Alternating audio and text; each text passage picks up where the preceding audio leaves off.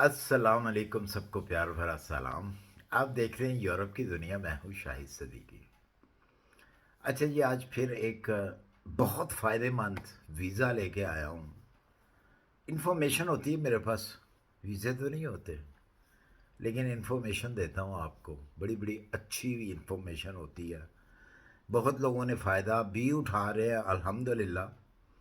मुझे उनकी कॉलें भी आती हैं, उनके मैसेज भी आते हैं, और मुझे खुशी होती है कि मेरी बताए हुए जो चीज़ें होती हैं उसके ऊपर जो तो अमल कर लेते हैं लोग, और उसी तरीके से वो काम करते हैं, उनके पैसे भी बचते हैं और वो कामयाब भी होते हैं। और मुझे खुशी होती है इस चीज़ के कि चले, मैं तो काम, किसी के काम तो आया मैं, मेरी वजह से किसी का काम आसान हुआ, किसी के पैसे बच गए।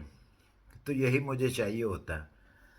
और आज जो मैं बात करने लगा हूँ जिस कंट्री के बारे में, वो बहुत अच्छी कंट्री है। हाँ, इस वक्त वो इतनी रिच कंट्री तो नहीं है, लेकिन ये है कि आप अगर उसमें आ जाते हैं तो आपके आगे के जो स्कोप हैं वो ज़्यादा हो जाते हैं। काफ़ी सारे आपके नंबरिंग जो है वो प्लस हो जाती है। वो कंट्री कौन सी है? यूरोप में है वो कंट्री। बहुत आसान प्रोसेस है उसका, जो कि आपको, जो मेरी इंफॉर्मेशन मुझे मिली है, वो 7 डेज़ उसका प्रोसेसिंग टाइम है। 7 डेज़ के अंदर आपको उसका वीज़ा मिलेगा, और उनकी कोई इतनी ख़ास रिक्वायरमेंट नहीं है। मैं उसकी रिक्वायरमेंट भी आपको बता देता हूँ कि उनकी रिक्वायरमेंट क्या है। बहुत ही आसान सी रिक्वायरमेंट है, जो कि आप बहुत इजी वो पूरी कर सकते हैं। अच्छा, ये वीज़ा जो होगा, या फैमिली के साथ भी आ सकते हैं, और आप सिंगल भी आ सकते हैं। इससे फ़ायदा आपको क्या होगा कि उस कंट्री में आकर आप कहीं भी शेंगन की कंट्री में आप जा सकते हैं। सबसे बड़ा फ़ायदा, वहाँ रहना चाहें वहाँ भी रह सकते हैं, अगर आप वहाँ से मूव करना चाहें तो वहाँ से मूव भी हो सकते हैं। सल्वीनिया उस कंट्री का नाम है। बहुत प्यारी कंट्री है, बहुत खूबसूरत कंट्री है। मैं बज़ाते ख़ुद भी वहाँ पे गया हूँ, विज़िट करके आया हूँ। तो इसका जो प्रोसेस टाइम है वो 7 डेज़ है।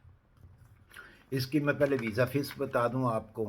कॉन्सुलेट की फ़ीस जो है वो है $90, और उसके बाद सर्विस चार्जेस जो हैं इनके $99। मीन्स टोटल जो हैं इनके $189 बनते हैं। ये इनकी फ़ीस होगी। इसके अलावा आपको कोई पैसा खर्च नहीं करना पड़ेगा। आपको अराउंड टिकट लेनी होगी जी।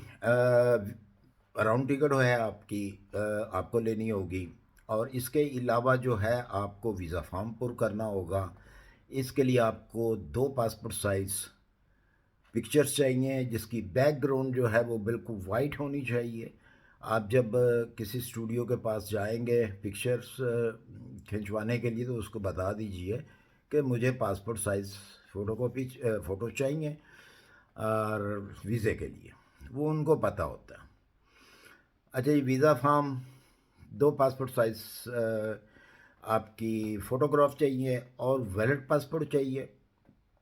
इसके अलावा आपको एक हेल्थ इंश्योरेंस चाहिए, जो कि नॉर्मल होती है, हर बंदा करवाता है जो भी ट्रैवल करता है आउट ऑफ कंट्री में, तो उसको ये चाहिए होती हैं। अच्छा, जो जो मैं ये चीज़ें बता रहा हूँ ये सब लोगों के लिए हैं। ये ओनली मतलब इंडिया के लिए या पाकिस्तान के लिए नहीं है, नेपाल के लिए भी यही है, बांग्लादेश के लिए भी यही रिक्वायरमेंट है, इंडिया के लिए भी, पाकिस्तान के लिए भी, तमाम लोगों के लिए यही रिक्वायरमेंट है।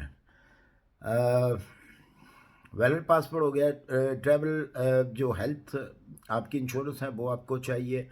वो उसकी ज़्यादा फ़ीस नहीं हो, बहुत कम पैसों में वो बन जाती है आपकी। आपको मालूम होगा, या आप किसी से कंफर्म वहाँ पे ट्रैवल एजेंट से पता कर सकते हैं, वो आपको अच्छी राय दे देंगे। इसके अलावा जी आपको रिटर्न टिकट चाहिए, और रिटर्न टिकट के साथ आपको चाहिए होटल बुकिंग।